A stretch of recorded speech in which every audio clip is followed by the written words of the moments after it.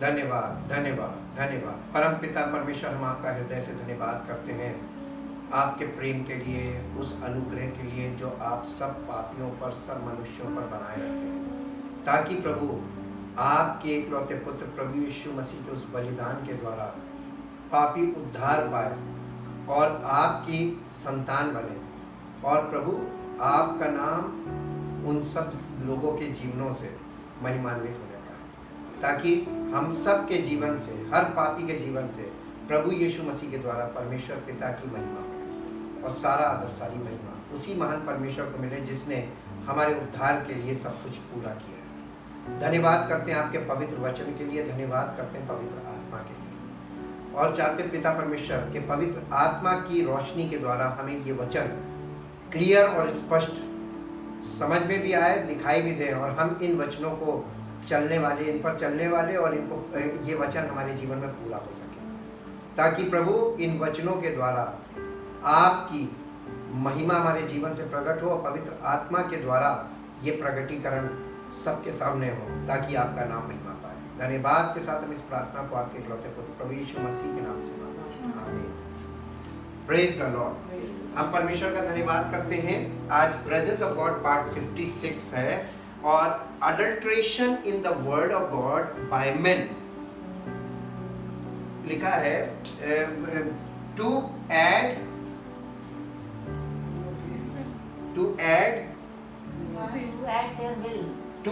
their will, thought and emotions and take away the truth। यानी परमेश्वर के वचन में मिलावट करने का जो तरीका अपनाया है लोगों ने, मनुष्यों ने, कि उस वचन को, एक पद को पढ़ेंगे, उसमें अपनी इच्छा, अपनी भावना और अपने विचार मिला लेंगे, और उस वचन के सच्चाई को हटाकर लोगों को उपदेश के रूप में देंगे। ये काम बहुत सरलता से होता है। एक मनुष्य इस काम को, एक पढ़ा लिखा मनुष्य इस काम को आसानी से कर सकता है, और यही होता चला आ रहा है।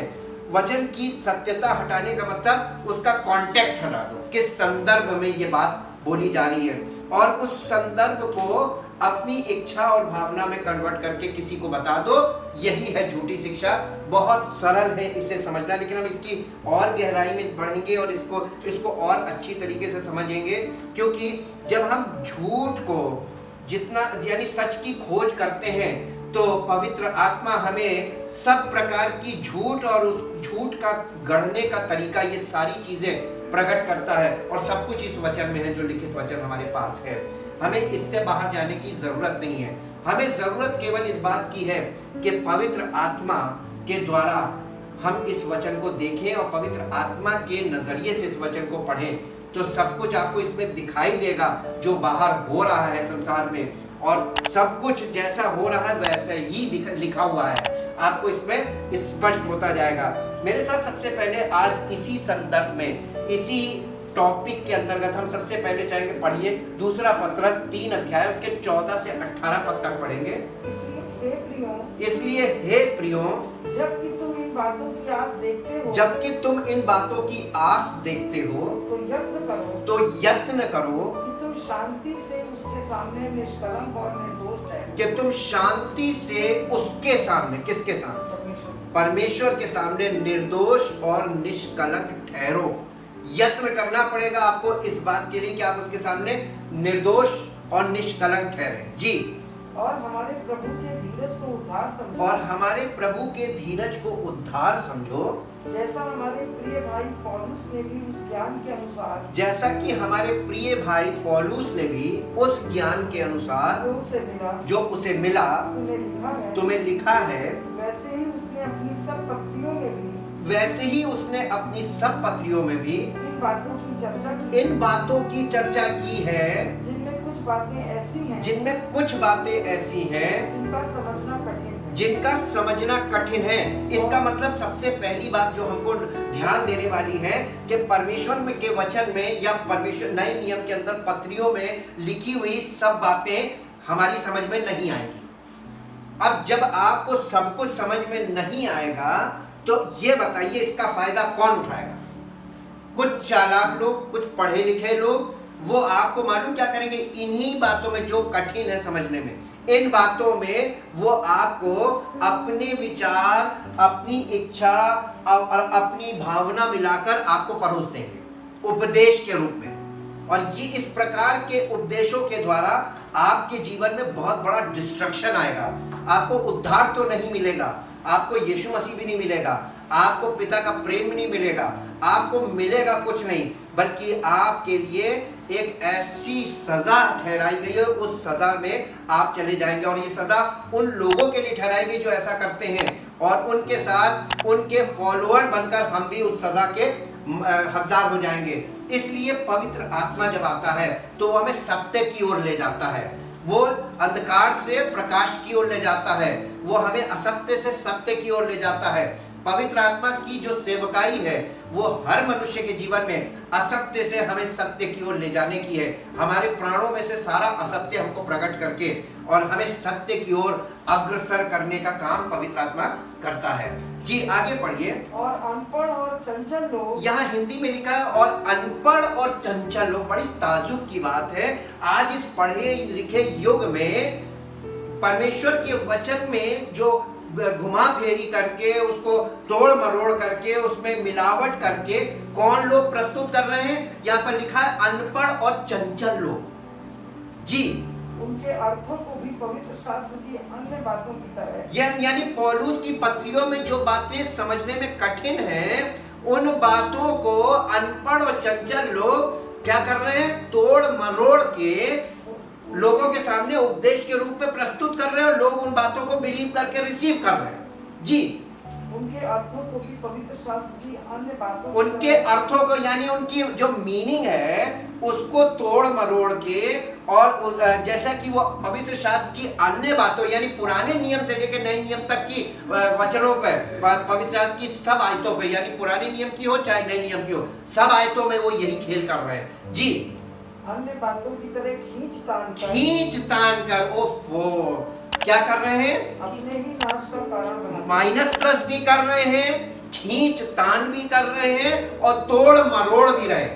ओफो, वचन के साथ कितनी कुश्ती लड़ी जा रही। इस वचन को नलीफाई करने के लिए, इसको असत्य यानी असत्य को सत्य घोषित करने की ये प्रयास किया जा रहा है, और यही झूठी शिक्षा है। जी, वो तोड़ मरोड़ कर अपने ही नाश का कारण बनते हैं। और जो लोग ऐसे लोगों की मानकर फॉलो कर रहे हैं, क्या वो नहीं हकदार है, वो क्या बच जाएंगे?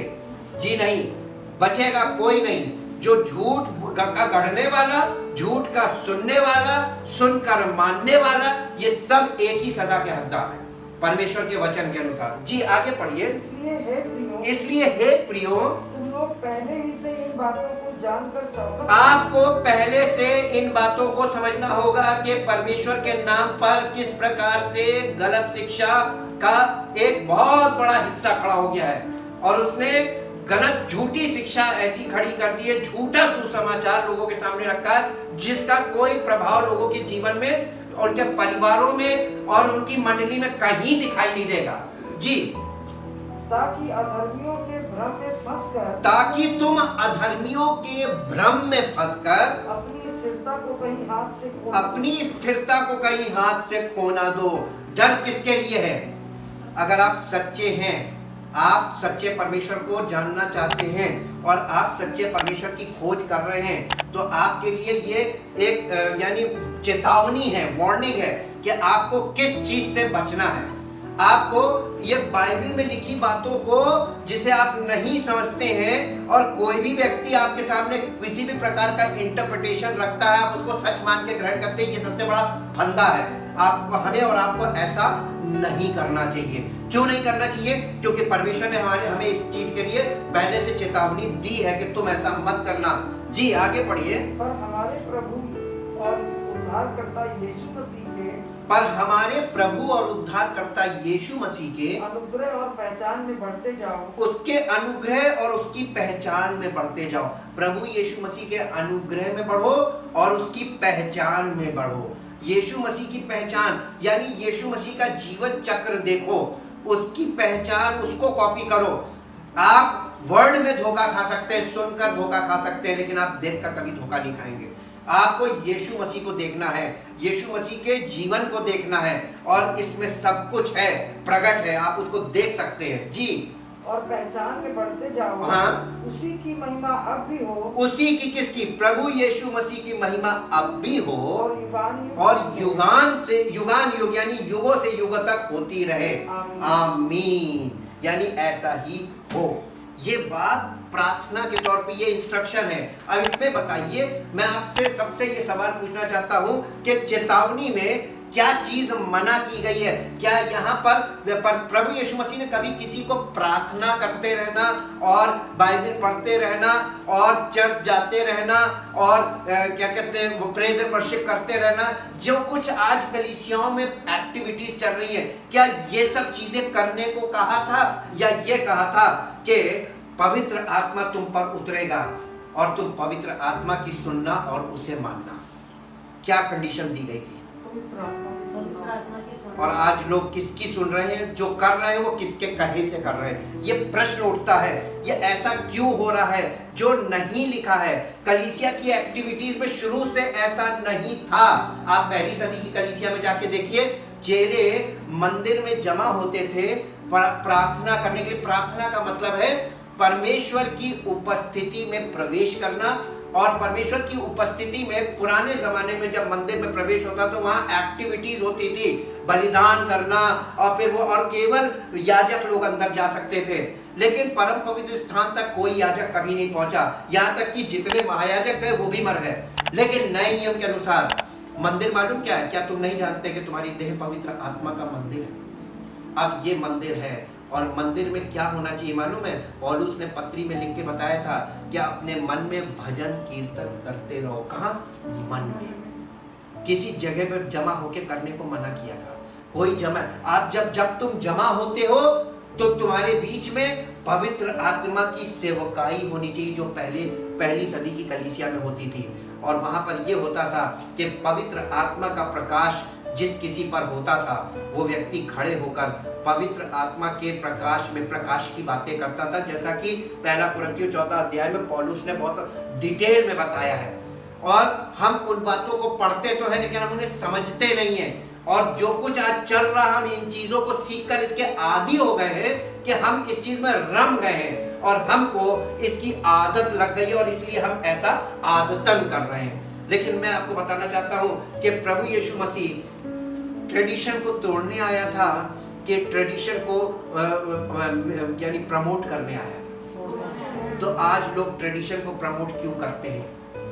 हर प्रकार का जो ट्रेडिशन को हिंदी में क्या बोले, परंपराओं को लोग लेकर क्यों खड़े हुए हैं? और किसके सामने?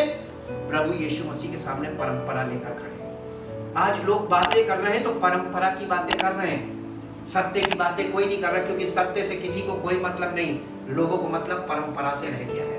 आप मेरे साथ एक जगह चलिए, आपको मिलेगा मरकुस रचित सुसमाचार। परंपरा का प्रश्न देखते हैं जो यीशु मसीह के सामने उठा था। मरकुस रचित सुसमाचार उसका पहला 7 अध्याय, मरकुस रचित सुसमाचार का 7 अध्याय मेरे साथ निकालिए, चैप्टर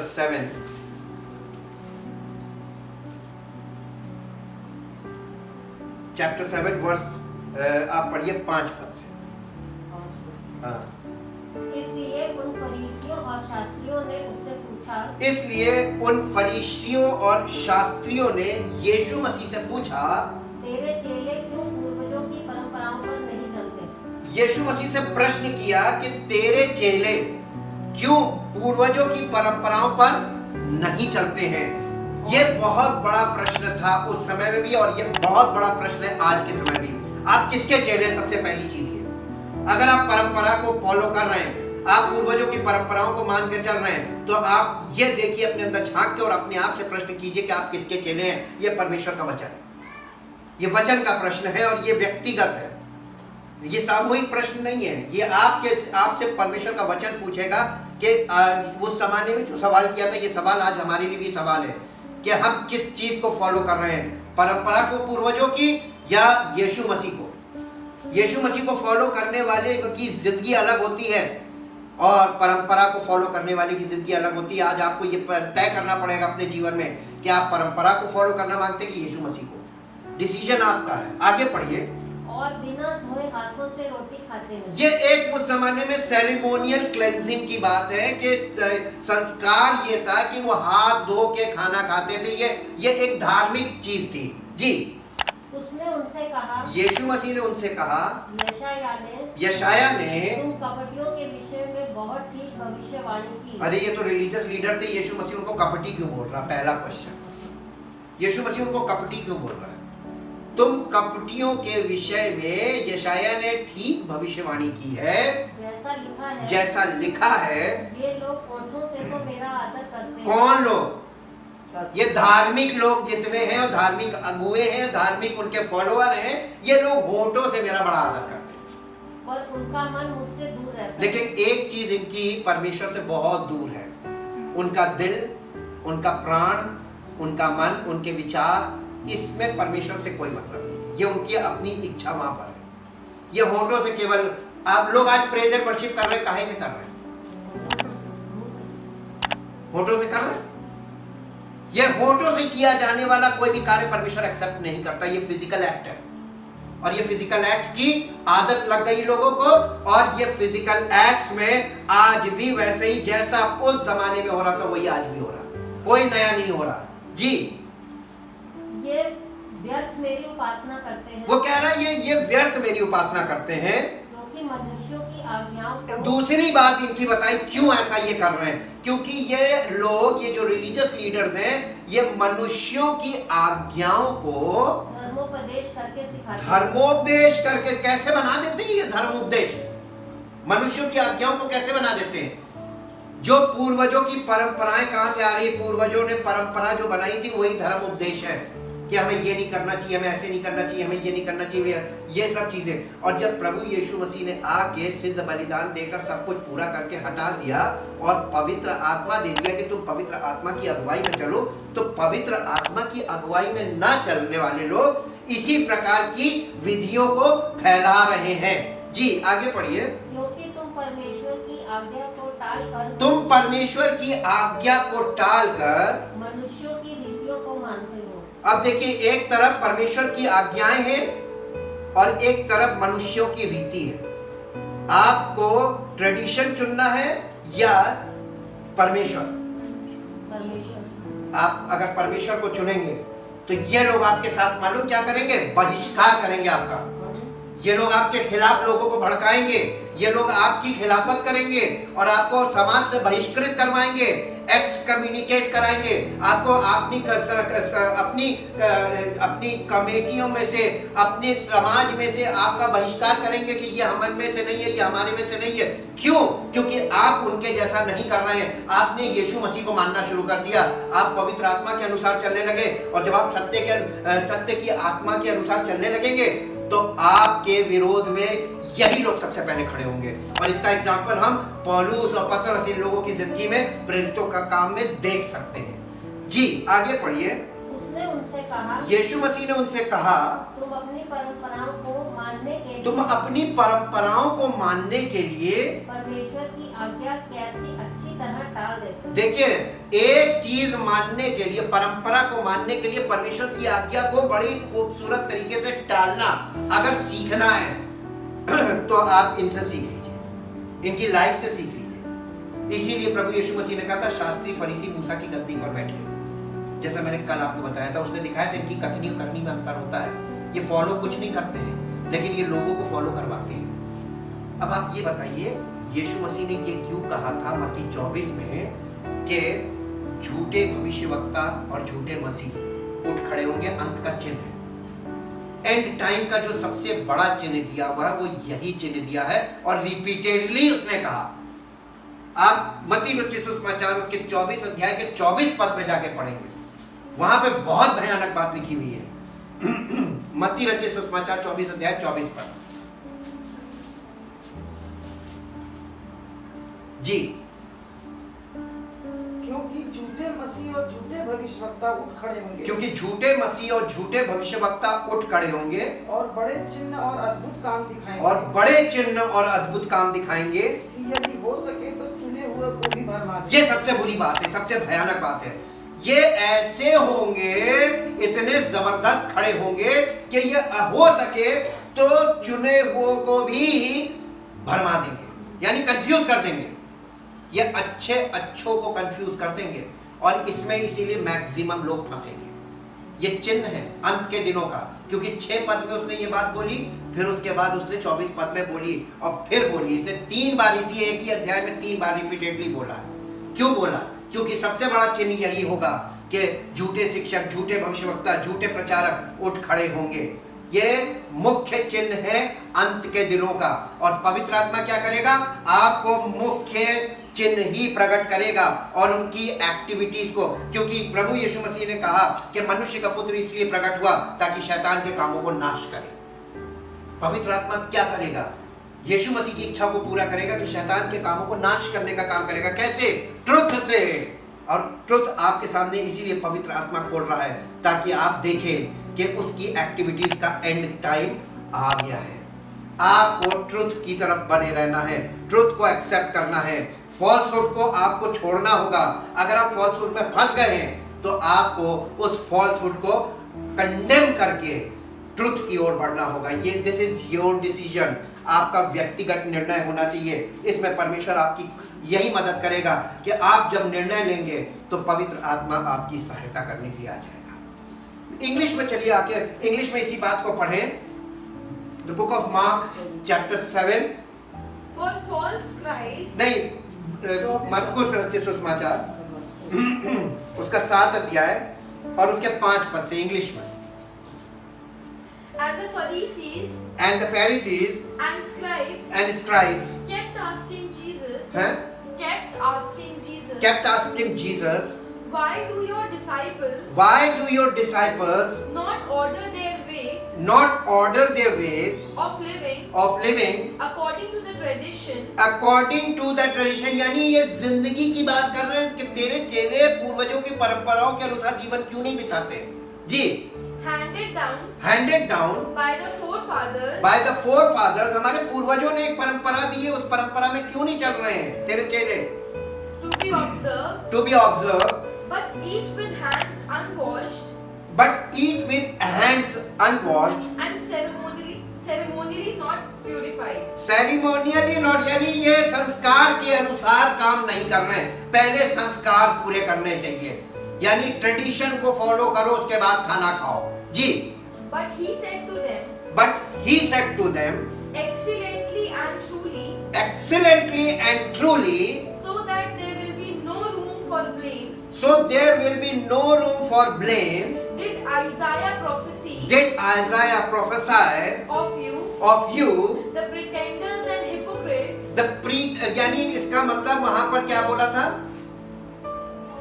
वहां पे हिंदी में क्या बोला था? यशायाह ने तुम कपटियों के पीछे। कपटियों का मतलब क्या है मालूम है? प्रिटेंडर्स एंड हिपोक्रेट्स जी। As it stands written है? as it stands written यानी यीशु मसीह लिखित वचन से ही तो बात कर रहा था। यीशु मसीह ने कभी भी लिखित वचन के अलावा बात की हो तो बताइए? पूरा पुराना नियम से यीशु मसीह लिखित वचन से बात करता था। आज कहां से बात कर रहे हैं? कौन सा वचन?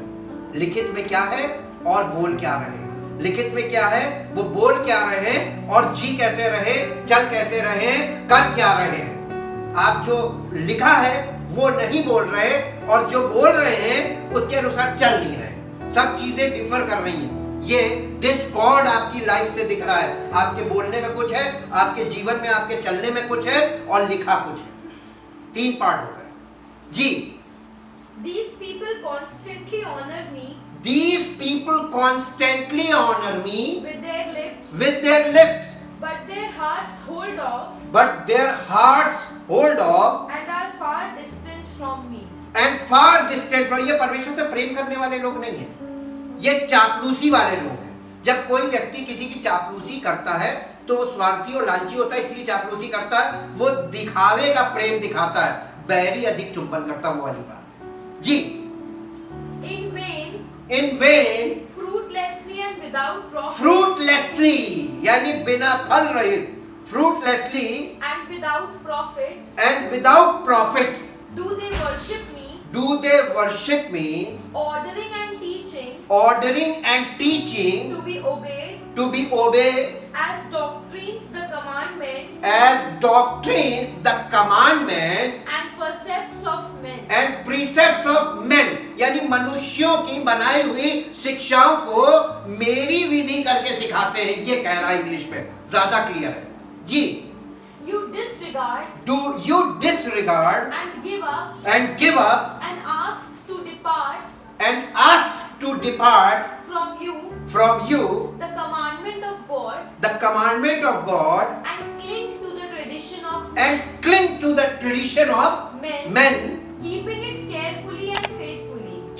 it carefully and faithfully. यानी मनुष्यों को अपनी विधि अपना वर्जन पकड़ा देते हैं, परमेश्वर के वचन से इंटरप्रिटेशन ऐसा करते हैं कि ये जो लिखा है वो उसका सत्य लोगों को नहीं बताते, उसका राइट इंटरप्रिटेशन नहीं बताते, बल्कि अपनी तरफ से तोड़ मरोड़ के, खींच तान के और घटा बढ़ा के अपनी इच्छा, अपनी भावना और अपने विचार मिला के उनको उपदेश देते हैं और उनकी मानसिकता और उनका विश्वास ऐसा कर देते हैं कि जो ये कहे वो माना जाए।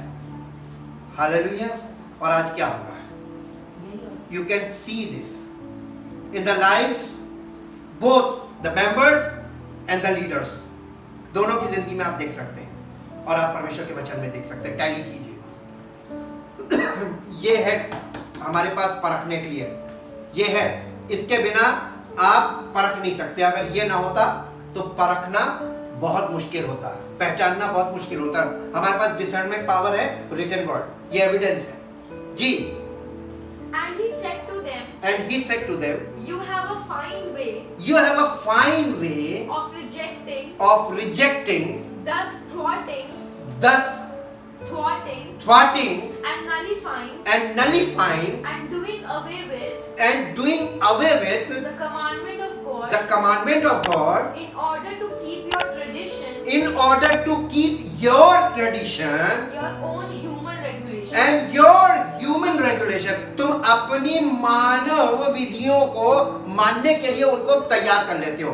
कैसे ऐसा किया जा सकता है? वचन को तोड़ मरोड़ के उसकी सारी सच्चाई को अलग करके सेपरेटर कर दिया। सेपरेटर का काम आपने देखा ना, दूध से मलाई कैसे अलग की जाती है, वही सेपरेटर वाला काम। सेपरेटर क्या करता है? असली चीज दूध में से दूध का प्योरिटी को निकाल लीजिए और दूध में पानी मिला के बेच दीजिए पतला, पैसे तो ज्यादा बन जाएंगे और पीने वाले को कोई फायदा नहीं। अडल्ट्रेटेड, मिलावटी खाना, मिलावटी चीज। अगर मैं आपसे पूछूं कि आज के जमाने में कहीं शुद्ध दूध मिल सकता है? क्यों इम्पॉसिबल है? इम्पॉसिबल तो है, कॉमन सेंस बताती है, लेकिन क्यों इम्पॉसिबल है? Reason why? क्योंकि जानवर जो जैसा भोजन करेगा उसी क्वालिटी में वो आउटपुट देगा, दूध देगा। जब उसने वो भोजन ही नकली खा रहा, मिलावटी खा रहा, तो दूध कैसा देगा? चाहे पानी मिलाओ या ना मिलाओ, वो ऑलरेडी अडल्ट्रेट मिल्क है जो उसके अंदर से निकल रहा है। एक व्यक्ति परमेश्वर के वचन को जिस प्रकार उसके अपने जीवन में उसको ग्रहण कर लेता है, अडल्ट्रेटेड ग्रहण करेगा तो उसके जीवन से निकलेगा कैसा? डबल अडल्ट्रेटेड, वो और मिलावटी हो जाएगा। इसलिए प्रभु यीशु मसीह ने कहा था तुम अपने मत में, एक व्यक्ति को अपने मत में लाने के लिए जल उथल में फिरते हो, जब वो आ जाता है तो उसे अपने से दूना ना किया, डबल कर देते हो। क्योंकि नकली भोजन और नकली चीजों से आपकी सेहत कभी भी ठीक नहीं रहेगी, फिजिकली भी, स्पिरिचुअली भी। स्पिरिचुअल सेहत आज लोगों की क्यों खराब है? आज लोगों में वो विश्वास जो प्योर फेथ जिसको बोला गया, जो शुद्ध विश्वास है, जो सच्चे सुसमाचार के द्वारा जो काम हमारे जीवन में होना था, वो क्यों नहीं हुआ? इसलिए क्योंकि हमें अडल्ट्रेटेड परमेश्वर का सुसमाचार मिला, मिलावटी सुसमाचार मिला, हमें शुद्ध मिला ही नहीं, और शुद्ध मिल ही नहीं सकता। मनुष्यों से तो ये उम्मीद कभी नहीं की जा सकती है, केवल प्रभु यीशु मसीह ही आपको दे सकता है, और जब वो दे रहा है तो लेने वाला कोई नहीं है। मेरे साथ इंग्लिश में वो वाली वर्स भी पढ़ दो, Matthew chapter 24 verse 24। For false Christs For false Christs and false prophets and false prophets will arise, will arise. and they will show Arise का मतलब ये अपने आप खड़े हो जाएंगे ना, उगाएंगे। जैसे झाड़ झंकार उगाती है, वैसे ही अपने आप बहुत ढेर सारे उगाएंगे। जी। and they will show great signs and wonders, They will show great signs and wonders so as to deceive and lead astray and lead astray. Astray का मतलब भटका देना, पथ भ्रष्ट कर देना। जी। if possible If possible, even the elect, even the elect. God's Elect का मतलब है God's chosen one. chosen one. परमेश्वर के चुने हुओं को भी वो भरमा देंगे, इतने पावरफुल होंगे। हालेलुया। अब आप बताइए इनसे आप निपटोगे कैसे? इसमें तो चुने हुए भी नहीं टिक पाएंगे। जब आप सत्य को एक्सेप्ट करेंगे, यही एक रास्ता है। अब आपको हम बताते हैं, सत्य लोगों के सामने आप पूरा खोल दें, तब भी कोई एक्सेप्ट नहीं करेगा। आज ये दशा है। मालूम क्यों? मेरे साथ एक पद निकालिए जो आपको मिलेगा, दूसरा तिमोथियस चैप्टर 2 वर्स 1 to 5। दूसरा तिमोथियस उसका 4 अध्याय का 1 पद से 5 पद तक पढ़िए। इसलिए हे मेरे पुत्र, तुम उस अनुग्रह से जो मसीह ये पौलुस तिमोथियस को पत्री लिख रहा है, चिट्ठी लिख रहा है, और ये पौलुस जो है वो सीनियर पासमान सीनियर है, लेकिन वो इसको अपना बच्चा मान के, ये उसके द्वारा प्रभु में आया, उसको अपना बच्चा मान के और सहयोगी सेवक मान के उसको ये चिट्ठी लिख रहा है। इसीलिए ये पास्टोरल लेटर है, सेवकों को लिखी जाने वाली पत्री। जी। इसलिए हे मेरे पुत्र, तू उस अनुग्रह से जो मसीह यीशु में है, तू उस अनुग्रह से जो मसीह यीशु में है बलवंत हो जा, और जो बातें तूने बहुतों से गवाहों के सामने मुझसे सुनी है, जो बातें तूने बहुत से गवाहों के सामने मुझसे सुनी है, उन्हें विश्वासी मनुष्यों को सौंप दे। उन्हें विश्वासी मनुष्यों को सौंप दे। उस जमाने में रिकॉर्डिंग का कोई प्रोसेस नहीं था कि रिकॉर्ड कर लिया जाए ताकि वो बन जाए, यानी उसका एक रिकॉर्ड हो जाए। जैसे ये लिखित वचन है, उसकी बातें लिख तो गई है, लेकिन अगर उसकी स्पोकन बातें होती तो लोगों को बहुत ज्यादा फायदा होता बोली हुई, क्योंकि वो पवित्र आत्मा बोल रहा था उसमें से। और इसीलिए उसने कहा, तू इन बातों को जो तूने मुझसे सुनी है, यानी एक व्यक्ति ने उस बात को सुना और उस व्यक्ति के द्वारा फिर दूसरे ने उस बात को सुना, तो ये पर्सन टू पर्सन गया, स्पोकन। आप देखिएगा ये स्पोकन की वैल्यू ज्यादा है। जो बातें तूने मुझसे बहुत से गवाहों के सामने सुनी है, उन्हें विश्वासी मनुष्यों को सौंप दे। किसको सौंपना था? सबको नहीं सौंपना है, विश्वासी लोगों को, विश्वास योग्य लोगों को, जो यानी ईमानदार हैं और इस योग्य हैं कि वो इन बातों को, इस सत्य को आगे बढ़ाए। जी। जो दूसरों को भी सिखाने के योग्य, यस, जो दूसरों को भी सिखाने के योग्य हो। जी। मसीह यीशु के अच्छे योद्धा के समान, मसीह यीशु के अच्छे योद्धा के समान मेरे साथ दुख उठा। यानी सच्चाई का काम जब आप करेंगे तो उसका पहला पार्ट क्या है मालूम है? दुख उठाना। जैसे मसीह ने दुख उठाया, हम भी मसीह का जब अपनाते हो वो हमें अपना लेता है, पवित्र आत्मा आ जाता है तो हमें भी दुख उठाना है। दुख काहे के उठाना है? क्योंकि आपको झूठ के सागर में उतरकर सच्चाई की रोशनी लेकर खड़े होना है। बहुत कठिन काम है। बिना पवित्र आत्मा की आप स्थिर भी नहीं रह सकते, खड़े भी नहीं हो सकते। जी। जब कोई योद्धा लड़ाई पर जाता है, जब कोई योद्धा लड़ाई पे जाता है तो इसलिए कि अपने भर्ती करने वाले को प्रसन्न करे, इसलिए कि अपने भर्ती करने वाले को प्रसन्न करे, अपने आप को संसार के कामों में नहीं फंसाता, अपने आप को सांसारिकता में नहीं फंसाता, संसार के कामों में नहीं फंसाता। फिर अखाड़े में लड़ने वाला यदि विधि के अनुसार न लड़े, हाँ, ये पहला दूसरा कुरिन्थियों उसका दूसरा तिमोथियस उसका 4 अध्याय का पहले पद से पढ़ लेना। नहीं, 4 अध्याय का पहले पद से पढ़िए। 4 अध्याय का पहले पद से। परमेश्वर और मसीह यीशु को गवाह करके, परमेश्वर और मसीह यीशु को गवाह करके, जो जीवितों और मरे हुओं का न्याय करेगा, जो जीवितों और मरे हुओं का न्याय करेगा, और उसके प्रकट होने और राज्य की सुधि दिलाकर, उसके प्रकट होने और उसके राज्य की सुधि दिलाकर, मैं तुझे आदेश देता हूँ कि तू वचन का प्रचार कर। क्या कौन आदेश दे रहा है? पौलुस तो कह रहा था मैं जीवित ना रहा, वरन मसीह मुझ में जीवित। स्पिरिचुअली कौन था? यह आदेश तिमोथियस को कौन दे रहा था? मसीह था, पौलुस के द्वारा। जी, समय और असमय तैयार रहे, वचन का प्रचार कर। समय और असमय तैयार रहे। उसने ये कहा था कि अपनी शिक्षा दे, उसने कहा था इस वचन का प्रचार कर। वचन कौन है? मसीह।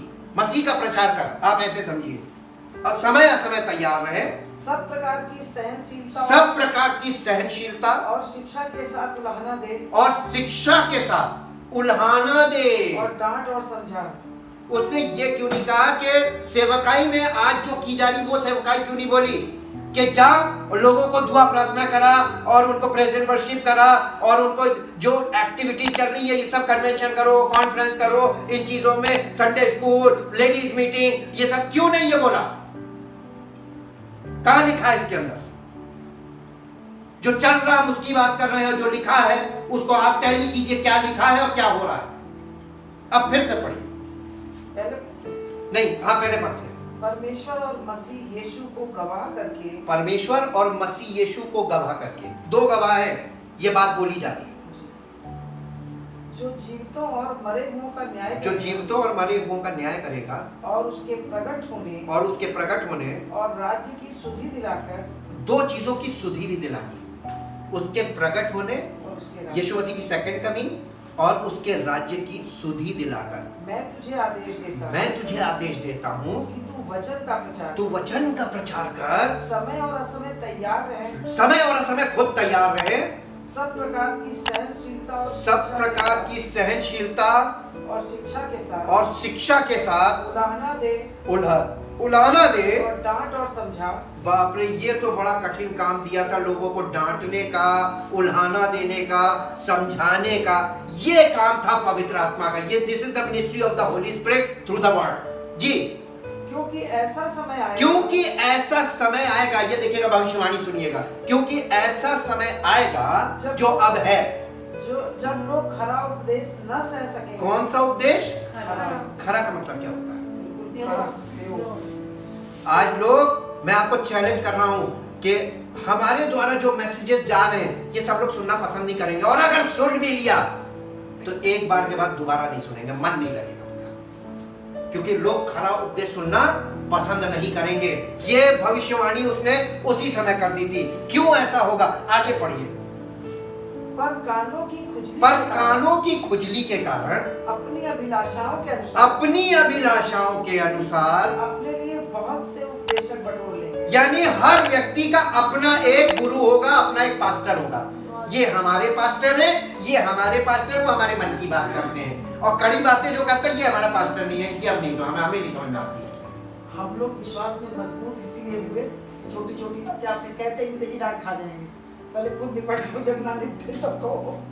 ये, और आप आज देख लीजिए उनके घरों में डिप्रेशन, टेंशन, सब प्रकार के मानसिक रोग, सब प्रकार की मानसिक बीमारी।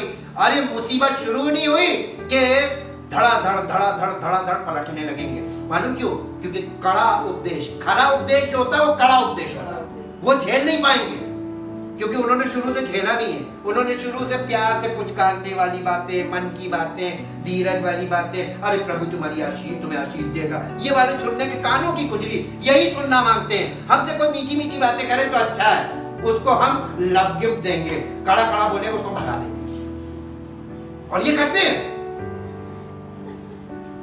लेकिन आप ये देखिए परमेश्वर का वचन क्या कह रहा है। जी, और अपने कान सत्य से फेर, और अपने कान सत्य से फेरकर कथा कहानियों पर लगाएंगे। हाँ, बड़ा अच्छी लगेगी, वो बड़ी अच्छी स्टोरी बताते हैं। जी, पर तू सब बातों में सावधान रहे।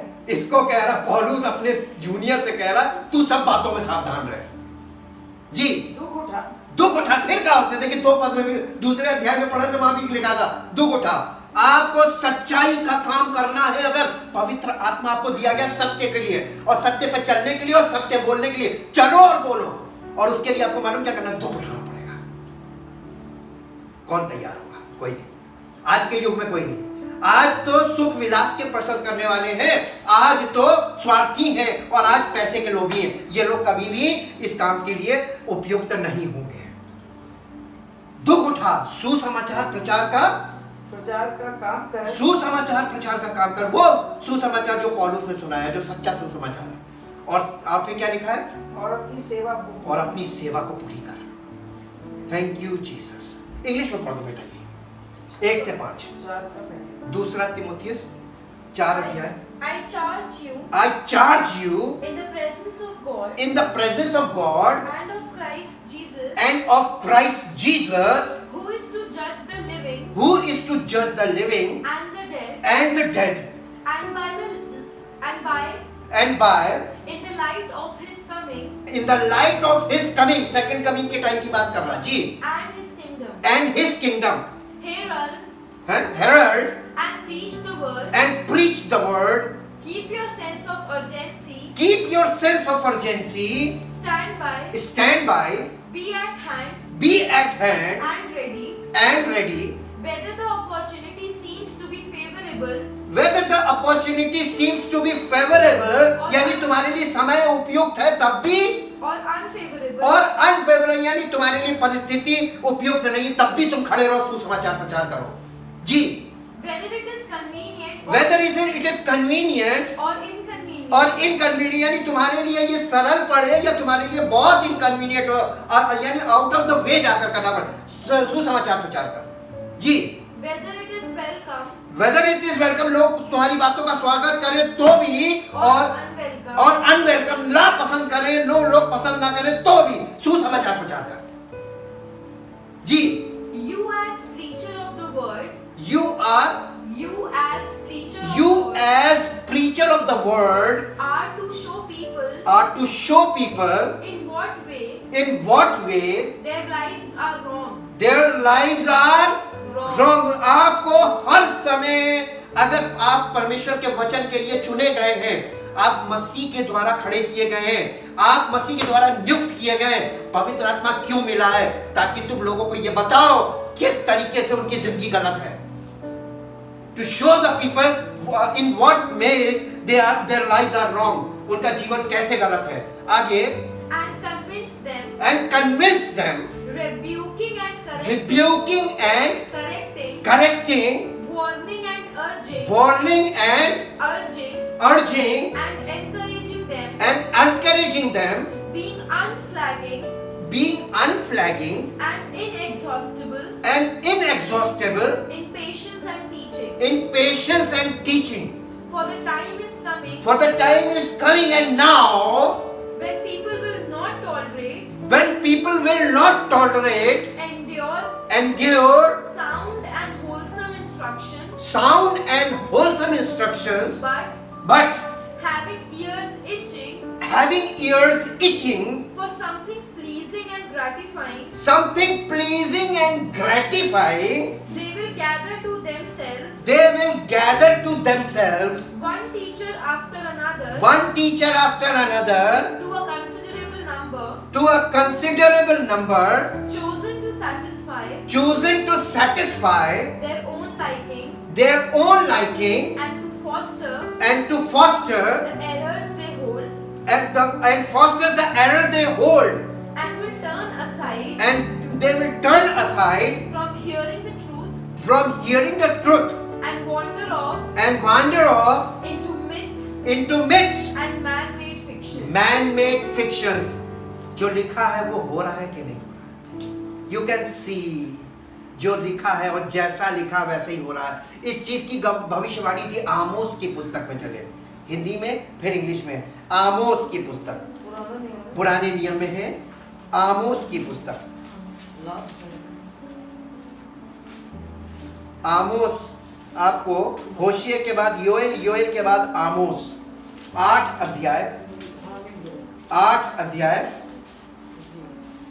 अध्याय का 11 पद पढ़िए। 8 अध्याय 11 पद। परमेश्वर यहोवा की ये वाणी है, देखो ऐसे दिन आते हैं जब मैं इस देश में महंगी करूंगा, उसमें ना तो अन्न की भूख और ना पानी की प्यास होगी, परंतु यहोवा के वचनों के सुनने ही की भूख प्यास होगी। लोग यहोवा के वचन की खोज में समुद्र से समुद्र तक और उत्तर से पूरब तक मारे मारे फिरेंगे, परंतु उनको ना पाएंगे। परमेश्वर का वचन मिलेगा कहीं? क्योंकि लोग झेल नहीं पाएंगे। लोगों का ऐसा बना दिया है, ऐसा बना दिया कि ये लोग यानी शुद्ध वचन को झेल ही नहीं सकते। ये हालत है, अकाल पड़ गया वचन का। जब जहां देखो वहां पर सब मनमानी मनमानी मनमानी मनमानी, जैसा लिखा है वैसे ही हो रहा है ना। तो परमेश्वर का न्याय भी जैसा उसने ठाना है वैसा ही कर रहा है। वो सुनेगा किसी की नहीं, चाहे कोई कुछ भी कर ले।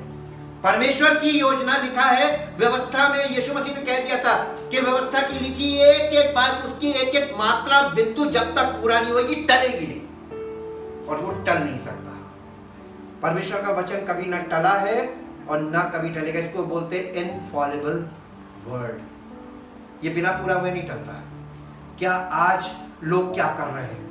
बजाय मन फिराने के, बजाय लोगों को सही बात बताने के कि लोग मन फिराएं, लोग प्रार्थनाएं कर रहे हैं। क्या परमेश्वर सुनेगा? कॉमन सेंस की बात है। अगर आप वचन को जानते हैं तो वचन में जब यीशु मसीह ने कह दिया कि बिना पूरा हुए नहीं टलेगा, और जो कुछ लिखा है अंत के दिनों में एक एक बात पूरी होगी, क्योंकि ये सब परमेश्वर की योजना है। तो परमेश्वर अपनी योजना को पूरा करेगा या मनुष्यों की सुनेगा? क्योंकि उसने अपना बेटा बलिदान किया है, इसलिए वो न्याय करेगा। जो कोई विश्वास नहीं करता है उससे वो हिसाब लेगा। Thank you thank you thank you. परमपिता परमेश्वर, दिल से आपका धन्यवाद करते हैं। आपका एक एक वचन ट्राइड एंड टेस्टेड है, और जो लिखा है जैसा लिखा है हमें वैसे ही इसको एक्सेप्ट करना है, हमें बदलना है। आपका वचन नहीं बदलता। परमेश्वर ना कभी बदला है, ना कभी परमेश्वर बदलेगा। ना उसकी योजना कभी बदली है और ना कभी उसकी योजना बदलेगी। उसके इरादे अटल हैं, उसकी योजनाएं अटल हैं, उसका राज्य अटल है। लेकिन हमको अपना छोड़ना है और आपके पुत्र के द्वारा उस राज्य में प्रवेश करना है जो अटल है। परमेश्वर, हम आपका धन्यवाद करते हैं। आपने हमारे लिए बेटा बलिदान किया है और हमें जीवन देने के लिए सुसमाचार दिया है, ताकि जो कोई जीवन पाना चाहे वो उस सुसमाचार पर विश्वास करे और पवित्र आत्मा के द्वारा उस राज्य में प्रवेश करे जो आपने अपने चुने हुए लोगों के लिए तैयार किया है। धन्यवाद करते पिता परमेश्वर, आपकी योजना हम सबके जीवन में पूरी हो, आपकी मर्जी पूरी हो और आपकी महिमा प्रकट हो। यीशु मसीह के नाम से मांगते हैं, आमीन। Praise the Lord.